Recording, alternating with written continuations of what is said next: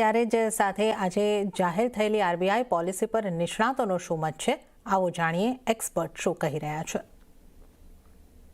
અનસર્ટનિટીનો દોર છે, એમાં what he is trying to do, આપણે ગવર્નર એમપીસીબી એમ કહે છે કે ભાઈ ઇન્ફ્લેશન એટ સમ સ્ટેજ કદાચ GDP growth at some stage કદાચ ઘટી શકે છે, અને એ ફેક્ટર કરવાનું અને એ એક્સેપ્ટ કરવાનું આવા યુફોરિયાના ટાઈમ પર બહુ મોટી વાત છે. એસ્પેશિયલી જ્યારે કે આપણે કહીએ છીએ કે ભાઈ જીએસટીમાં એટલો મોટો બોનાન્સ આવ્યો, પ્રાઇમ મિનિસ્ટર આવીને કહે છે લોકોને ખર્ચો કરો, જ્યારે ખર્ચો થશે ત્યારે જીડીપી વધશે, તો એટલે શોર્ટ રન આપણે એક્સપેક્ટ કરીએ છીએ કે જીડીપી વધે, જીડીપી એક લેવલ પર પહોંચે, પણ પછી ઇન્ક્રીમેન્ટલ ગ્રોથ આપણે કહે છે કે મોડરેટ ને ટેપર થશે. તો અને એ સારી વાત છે કે એ એડમિશન સારી વાત છે. પહેલી વાત તો એ છે. હવે બીકોઝ એ એડમિશન થયું છે આજની તારીખમાં કે આપણે એક્સપેક્ટિંગ કે જીડીપી હમણાં તો હાઈ રહેશે ને પછી નીચે આવશે, તે જોવા માટે સૌથી મોટી વાત એ છે કે આજની તારીખમાં અગર રેટ્સને અનચેન્જ રાખે તે સારી વાત છે.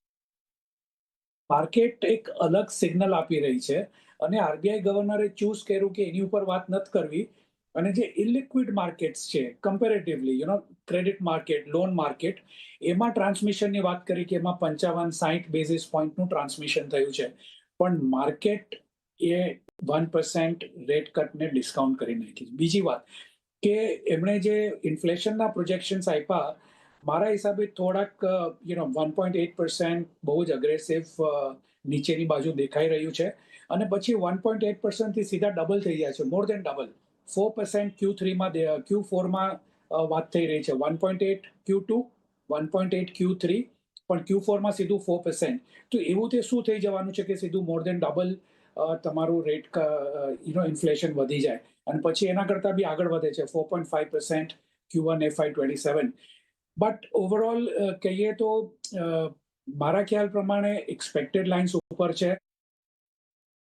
થોડા અઠવાડિયા 10 દિવસથી ધીરે ધીરે કરતાં જે ગાઈડલાઇન્સ અને જે રિફોર્મ્સ આરબીઆઈ તરફથી આવ્યા છે, ફોર એક્ઝામ્પલ ઈએમઆઈ રિડ્યુસ કરવા માટે ફિક્સ અને ફ્લોટિંગ રેટની જે એક પ્રકારની ફ્રીડમ આપવામાં આવી છે, તો તમે જોઈ શકો છો કે આઈ થિંક વર્કિંગ ઓફ બેન્કિંગને સમજીને અને એમાં જ્યાં આગળ પણ ઇઝ આઉટ કરી શકાતું હોય, જેમ કે રિસ્ક વેટેજીસ છે ફોર એક્ઝામ્પલ, એમણે ક્લિયર મેન્શન કર્યું કે રિસ્ક વેટેજીસને રેશનલાઇઝ કરશે કરીને, ઇન્ફ્રાસ્ટ્રક્ચરની અંદર ફંડિંગ કરવામાં આવે, એનબીએફસીનું પણ રિસ્ક વેટેજ ઘટાડવામાં આવશે. એટલે આ બધા મેજર્સ જે છે એ બેન્કિંગ સિસ્ટમને સ્ટ્રેન્થન કરવા માટેના છે, ક્રેડિટને સ્ટ્રેન્થન કરવા માટેના છે. મારી દ્રષ્ટિએ ઇન્ડિયન રૂપીને માટે આટલા વખતમાં કોઈ દિવસ કોઈ મેજર મોનેટરી પોલિસીએ કીધું નથી. ત્યારે